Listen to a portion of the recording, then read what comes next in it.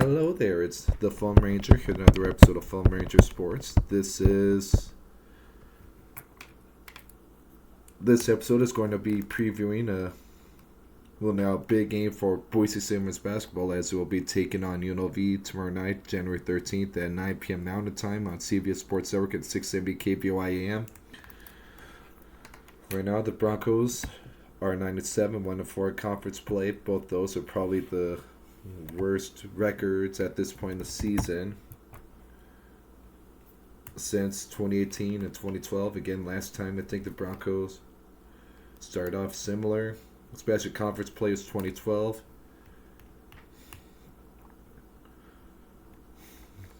And again, the Broncos have lost a record 3 conference games in a row. They need to find a way to stop the bleeding and really have to start playing back up to the level they know they can and standard they know they can. A la the Bellaro game and the Idaho Falls Neutral Site game. They can start playing like that version of themselves. They can do some damage. If not, I share to think about what fan attendance is going to be like the rest of the season. I mean, I know I'm going to be there. I know a good amount of 6 to 12 fans are going to be there. But in terms of the general Bronco Nation, it becomes a little troublesome, worrisome to think about how the fans will react to another slow start, which they've done in every single conference game. The results in loss on the road. Again, right now, the Broncos surprisingly are favored by 3 points. And unfortunately, my subscription is expired to Phoam, so I'm not able to look that up right now.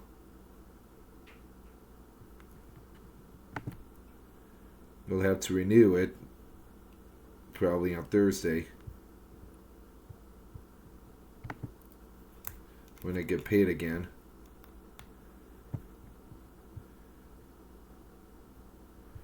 Yeah, when I get paid again on Thursday, we'll renew it, so I can't really look at Phoam right now. But I can look at the net rankings at least. So right now, Boise State, last I saw, they took a bit of a nosedive after the loss to Utah State. They were 65th going into the Utah State game, and right now, that's refreshing. The Broncos dropped all the way to 80th. Again, going into today, they were 79th. Right now, they're 80th in Phoam. And UNLV right now is 174th. Right now they're sitting at 6-8 on the year. So I'm guessing Phoam will probably have this be maybe like a 3.5 point game for the Broncos. Again, they did travel today.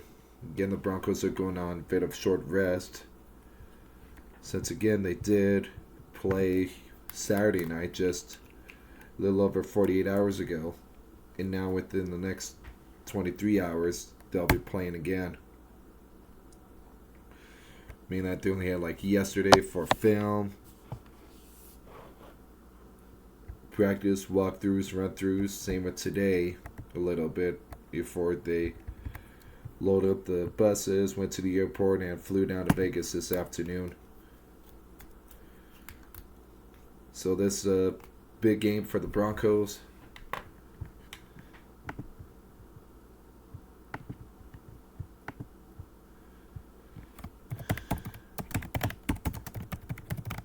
I mean, it seemed bigger when you are on a 3-game losing streak in conference play, and also playing on the road in conference is also really tricky as well.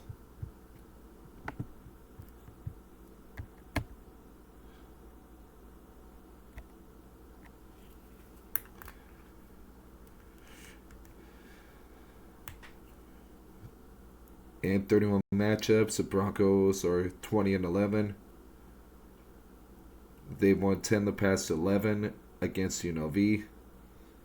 When on the road, the Broncos are 24-15 over the past 5 years in conference road games.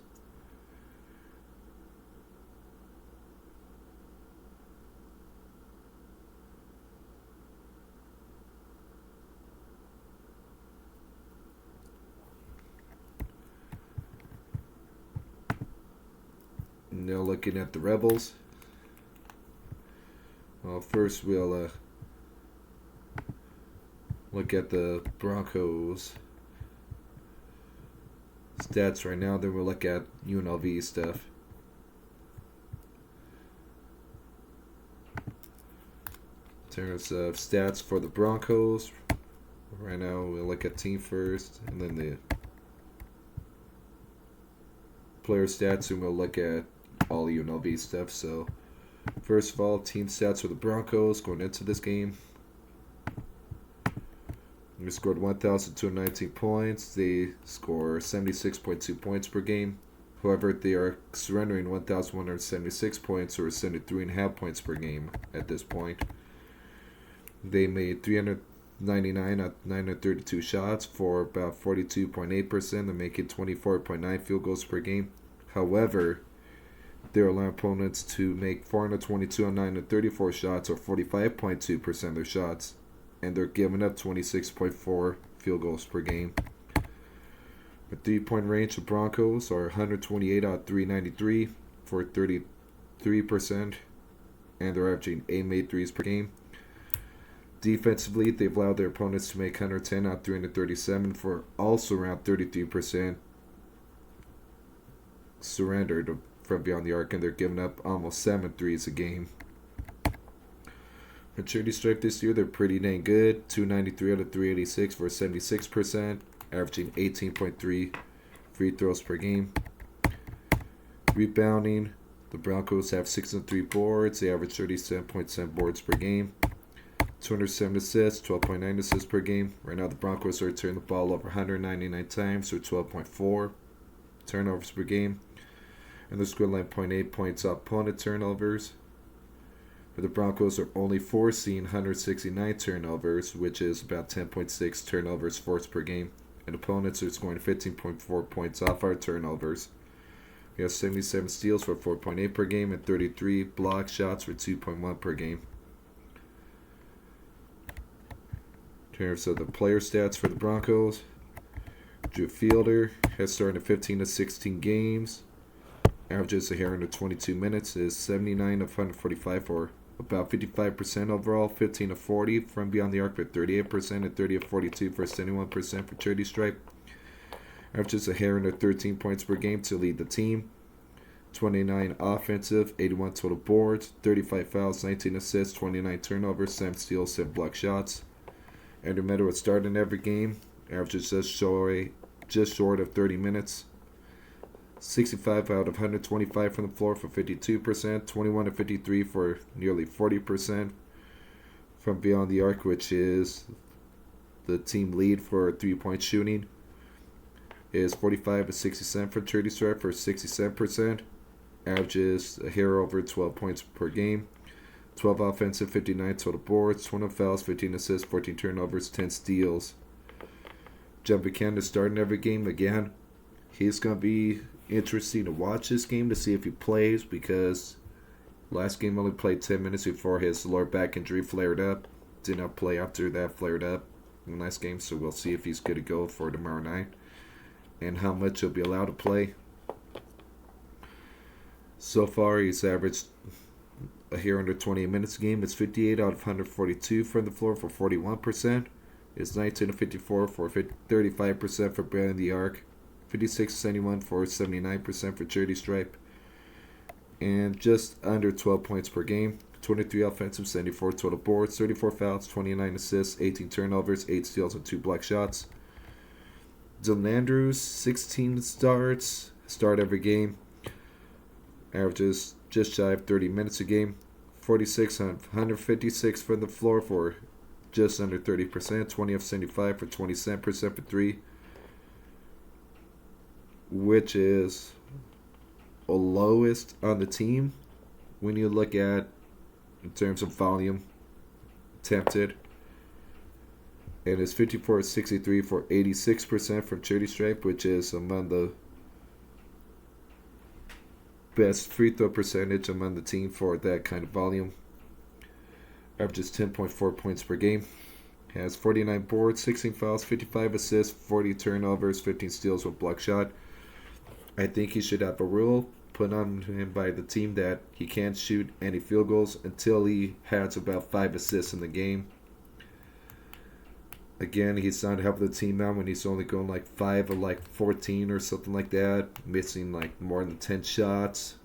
Those are probably shots that could have gone to teammates like Andrew Meadow or Drew Fielder or JB or anyone else who could hit him at a higher rate, especially from 3-point range. So he needs to be on the shot limit and force him to really work on his assist and offensive generating game to create shots for his teammates instead of just jacking up wild shots. Definitely need to be a little more unselfish instead of selfish, trying to take shots, dish the ball in more, get more assists, and do damage from charity stripe. Because again, last game I think he had like 9 points from charity stripe itself, 9 or 10. I mean, he gets the charity stripe a lot. He's 75 times in 16 games. He's getting to the charity stripe a good amount in each game. So that might be more of his game plan.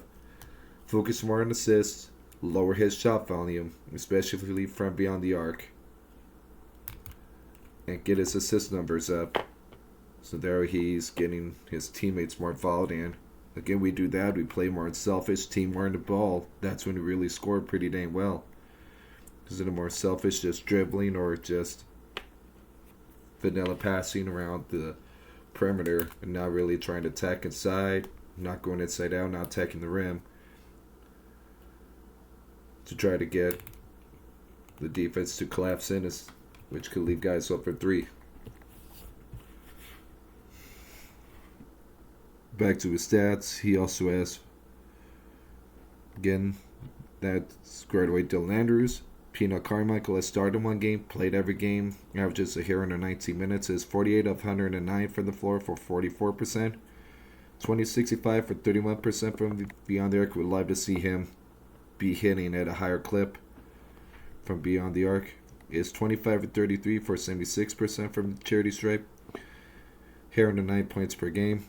49 total boards, 37 fouls, 10 assists, 21 turnovers, 6 steals, and 1 block shot. AJ Neto has started twice in 16 games. Here under 22 minutes game, 28 to 67 from the floor for 42%. 10 to 27 for 37% from beyond the arc. 28 to 39 for 72% from charity stripe. Averages just shy of 6 points per game. 23 total boards, 39 fouls, 28 assists. 31 turnovers, 9 steals, 1 block shot. Spencer Aarons has played every game. Just over 13 minutes game, 31 to 77 from the floor for 40%, 12-35 for 34% from beyond the arc, at 13-19 for 68% from charity stripe. Averages 5.4 points per game, 13 offensive, 45 total boards, 27 fouls, 7 assists, 9 turnovers, 2 steals, and 3 block shots. Dominic Perlin has started once, playing every game. Averages 17 minutes a game, 22-53 from the floor for 42%, 2-12 for 17% from 3-point range, at 37-46 for 80% from charity stripe, 5.2 points per game, 36 offensive, 81 total boards, 31 fouls, 11 assists, 10 turnovers, 9 steals, 11 block shots. And RJ Keene rounds out the key players from the Broncos. 13 starts in 16 games, 20 minutes a game, 14 to 41 for 34%, 6 to 23 for 26% for 3-point range, and has hit both of his free throw attempts.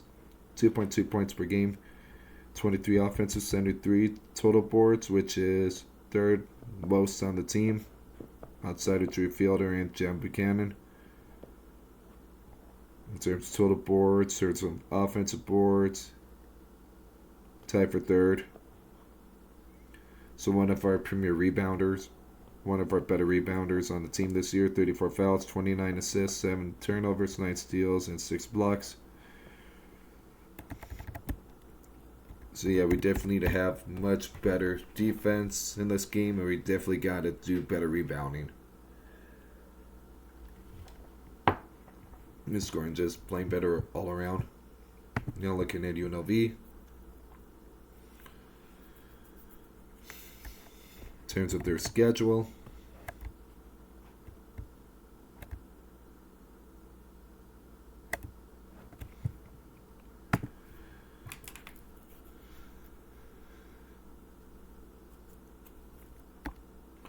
They're 7-8 overall, and 2-2 conference play. So they're just, well, they played in 4 games. We played in 5, so they're about a game, maybe game and a half better than us. Again, they have 2 conference wins. We only have 1. They're on a 2-game losing streak. They started off the year with the home loss against UT Martin by 5. Then they picked up their first win of the year against Chattanooga by 32. Then lost at home against Montana by 9. Then they won at Memphis by 14. Then they beat St. Joseph's at home by 14. They played in the Players or Men's Championship. They lost all 3 games. The first loss against Maryland by 7. Lost against Embraer, Alabama by 29. And lost against Rutgers by 15. Then they beat Stanford on the road by 1 point. They played in the Jack Jones Classic as well, losing against Tennessee State by 3. Then they hosted Fresno, won by 8 points. Then they hosted LSU University, won by 42, 89-47. Then they hosted Air Force and won by 28 points. Then they played at Laramie against Wyoming. They lost by 32. And just this past Friday, they lost at Colorado State by 8. Again, they host us tomorrow. Then on Saturday, they play at San Jose. Next Tuesday, a week from tomorrow, they play at Logan at Utah State. Then they host San Diego State on the 24th. Host New Mexico on the 27th. Play at Nevada Reno on the 30th. Play at Fresno on February 3rd. Host Grand Canyon on February 7th. Host San Jose on February 10th. Play at Boise State on February 13th. Host Colorado State on February 18th. Play at the Air Force on the February 21st. Play at Grand Canyon on the 25th the next month. Host Nevada Reno on the February 28th. Host Utah State on Senior Day on March 3rd. And they play at San Diego State to close out the regular season on March 6th.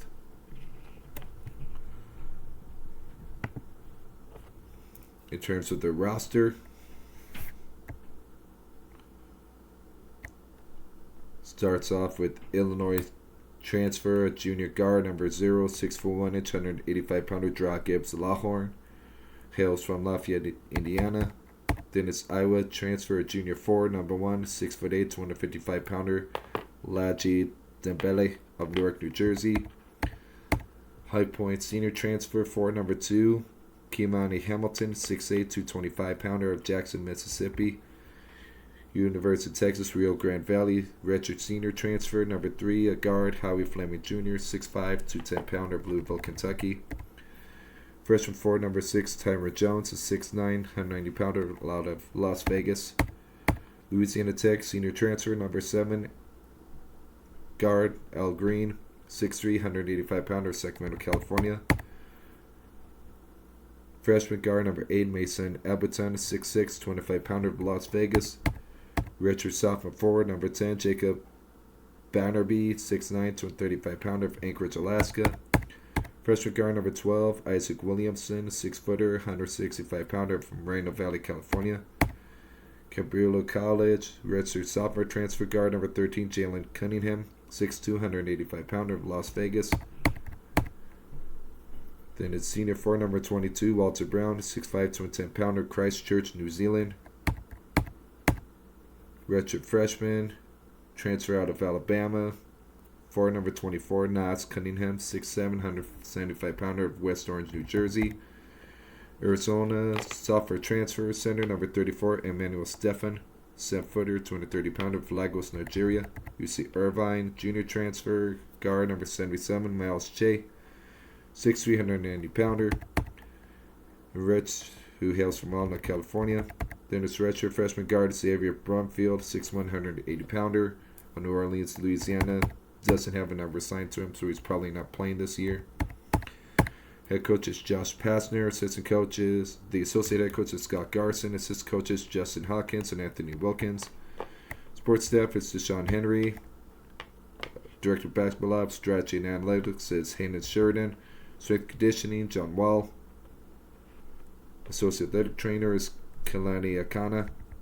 Assistant Performance Dietitian, Zoe Harden. Assistant Director of Sports Science is Emily Meyer. Executive Assistant Today Coach is Josie Don, or Dean, I should say. Grad GA Manager, Brady Paris. GA Manager, Ali Danani. GA Manager, Anthony Marshall. And GA Manager, Daniel Allen. In terms of the coaching backgrounds, again, first off, Josh Pastner. This is his first year coaching the Rebels. It was announced March 25th. He was at Georgia Tech from 2016 to 2023. He was in Memphis from 2009 to 16. Last years, he was a TV analyst. Over 14 years, he has a record of 276, 187.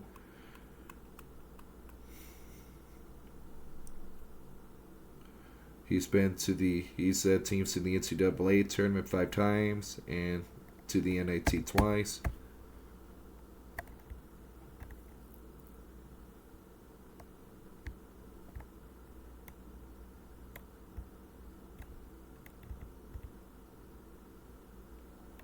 He played for Arizona as well. So he does have a pretty good pedigree. Scott Garson, the associate head coach. Loading. He was hired on April 2025. He comes from Santa Clara, who was assistant coach the past 7 years. He's been a coach for 3 decades. Was head coach at College of Idaho from 2013 to 2018. Compelling record of 129-42. Including 3 conference titles and a Final Four appearance.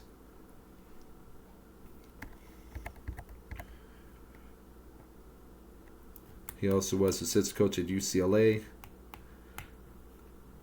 including 3 trips to the NCAA Final Four, and also worked at Utah as well.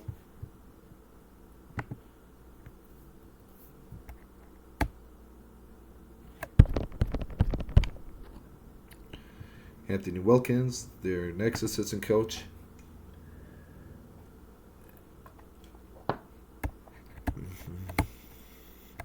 He was hired on April of 25. He was assistant coach last year at University of Texas Rio Grande Valley.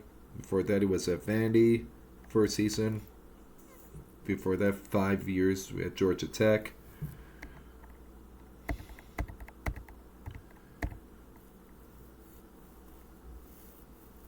Before that, he was at Tulane as well for 5 years.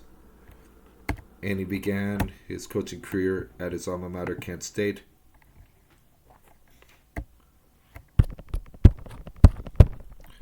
And their last assistant coach is Justin Hawkins.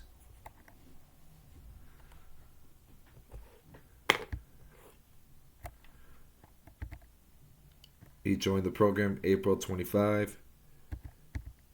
Last few years, he was on the coaching staff in Nevada, Reno. Before that, he was director of basketball ops at Pacific for 2 years. Before that, he was the video specialist for 4 years for Pacific. He played at UNLV from 2009 to 2013. So he is a UNLV alum.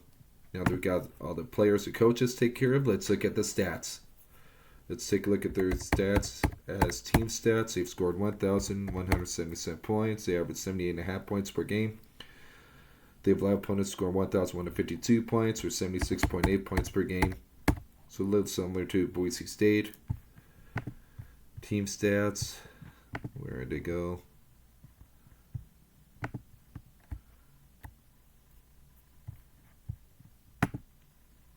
Again, they're scoring more, but also allowing more points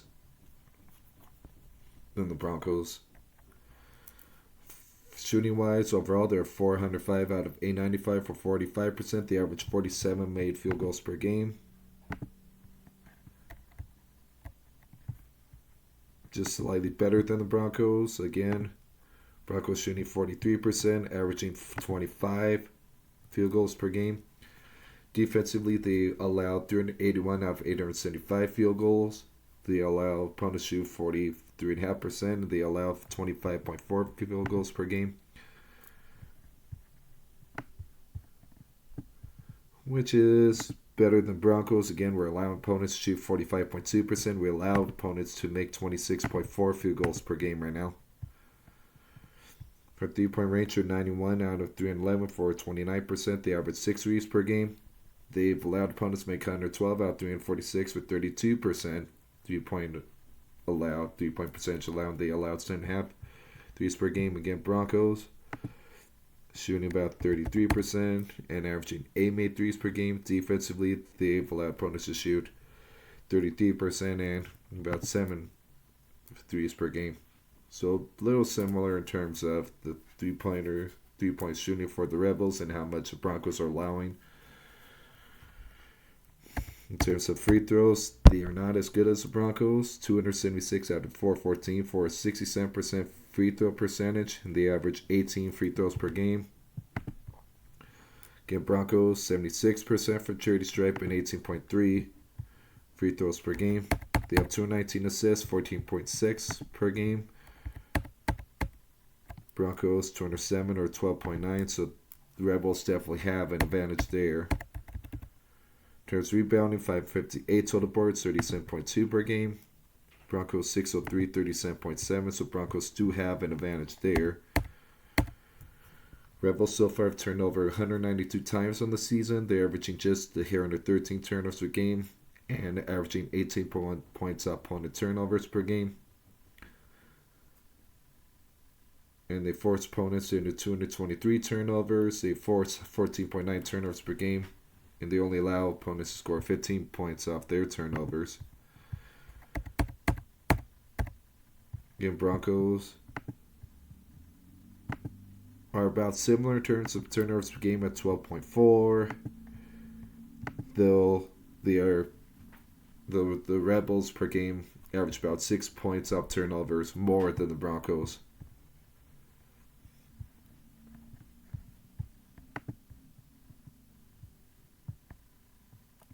And again, the Rebels are a little better at forcing opponents to turn the ball over. Again, 14.9 opponent turnovers a game versus 10.6 opponent turnovers per game for the Broncos.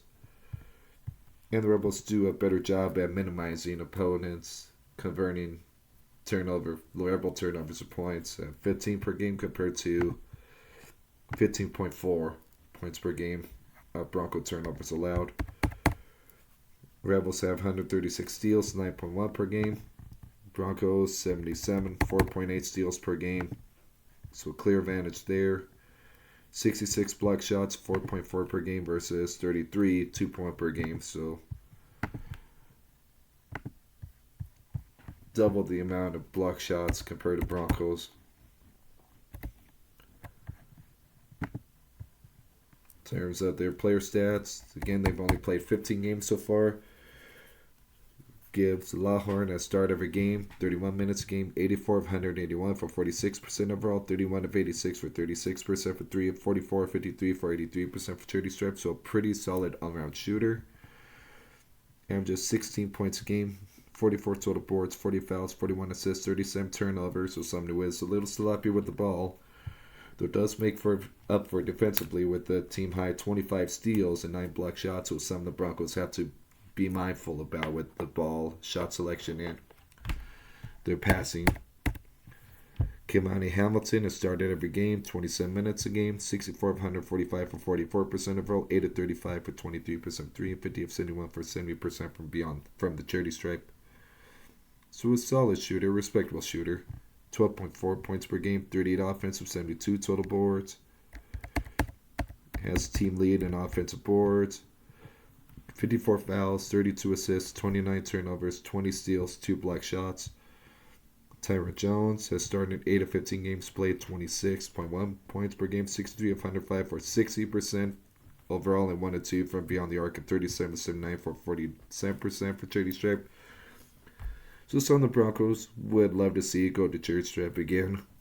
Has a doozy of time shooting free throws, averages a hair and 11 points per game, 34 offensive, 81 total boards, 25 fouls, 21 assists, 15 turnovers, 15 steals, and 32 block shots. So, again, a real good rim protector. Something for the Broncos to consider.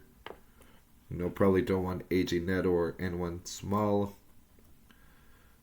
to be trying to take layups on him. Probably want people like JB or Drew Fielder or Dominic Perlin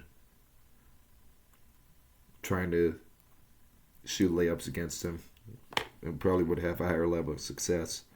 Isaac Williamson has started in 7 games with 13 played, averaging 26 minutes, 4,516 for 39% overall, 16-51 for 31% for 3-point range, 35-51 for 69% for J.D. Stripe, Heron 11 points per game, 26 boards, 30 fouls, 20 assists, 23 turnovers, 17 steals, 4 block shots. Howie Fleming Jr., 13 starts and 14 games played, Heron 27 minutes a game, 37-82 for 45% overall, 10-36 for 28% from 3, and 30-49 for 78% from J.D. Stripe. Heron 9 points per game, 17 offensive, team high 82 boards overall, 40 fouls, 40 assists, 29 turnovers, 16 steals. Jacob Bannerby has played in 11 games, started 6 of them. Heron 16 minutes game, 23-47 overall for 49%, 25-41 for 61% for J.D. Stripe, 6.5 points per game, 23 offensive, 72 total boards, 30 fouls, 23 assists, 15 turnovers, 12 steals, and 4 block shots. Al Green, 3 starts and 13 games played, 6.5 minutes a game, 29-68 overall for 43%, 13-40 for 33%, from 3, 10-12 for 83% for J.D. Stripe. 6.2 points per game, 26 total boards, 12 fouls, 13 assists, 8 turnovers, 13 steals, 2 block shots. Emmanuel Steven has only played 7 games, started 3 of them. Heron 19 minutes a game, 19-32 overall for 59%, and 5-15 from J.D. Stripe, 6.1 points per game. 18 offensive, 40 total boards, 1 fouls, 5 assists, and 9 turnovers, 4 steals, and 3 block shots. Nas Cunningham is playing in 13 games, 15.4 minutes off the bench per game, 22 out of 71 for 31% overall, center 37 for 19% for 3. So some of the Broncos may be okay with shooting a 3 ball, especially open. Well, not too open, but still, arguably their worst 3-point shooter in terms of percentage and volume.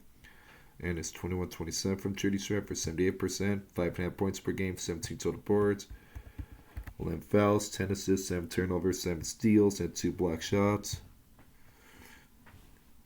And round out the minutes guys is Emmanuel Steven, 3 starts and 7 games played, 18.6 minutes a game, 19-32 overall for 59%, all from 3 and 5-15 for 33% for J.D. Stripe, 6.1 points per game, 18 offensive, 40 total boards, 2 fouls, 5 assists, 9 turnovers, 4 steals, 3 block shots. Najee Zimbelli has only played in 5 games, 3 starts, and Jalen Cunningham has only played in 3 games. Walter Brown has started twice, playing 14 games, under 12 minutes a game, but doesn't really shoot the ball much at all. Only 9-17 overall, 1-4 from 3-9-12 for J.D. Stripe, 2 points per game. 1 total boards, 20 fouls, 6 assists, 10 turnovers, 3 steals, and 3 block shots. So, again, this is probably, it's always tricky to win the road, especially with how our team is playing to start a game. In conference play, it's starting out pretty cold. And so I'd say this game could be a 1-possession game. As Vega was saying, it could be a 3-point game. Broncos could win it, but at the same time, UNLV might have some home court advantage and some home cooking going on. So at this point, I'd say it's probably more of a toss-up. Just depends how the Broncos come out, how well they play to start the game and throughout the game. I mean, if it's the kind of team that's played the last 5 games, conference play to go 1-4, yeah, UNLV could easily win, maybe by double digits. But if it's a Bronco squad, that'd be like Butler and Idaho Falls, Wichita State, and Utah Valley, and barely lost against USC, if it's that version of Boise State, yeah, the Broncos can get a solid road win. Yeah, this is probably going to be a quad 3 road win, but right now, they'll take any road win you can get. No, BJ Rains tweeted out that the CBI, the College Basketball Invitational, tweet out their initial bracket, and they have Boise State in it. And I don't think Boise State, if that were the case, would want to accept that one because, again, CBI and the CIT, those two got to pay to play in those tournaments, and I think Boise State wanted to do that.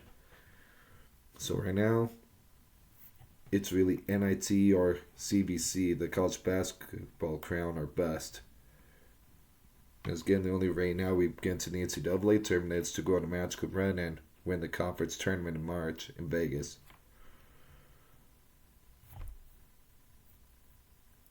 So here's to winning streak that starts tomorrow night on the road in UNLV.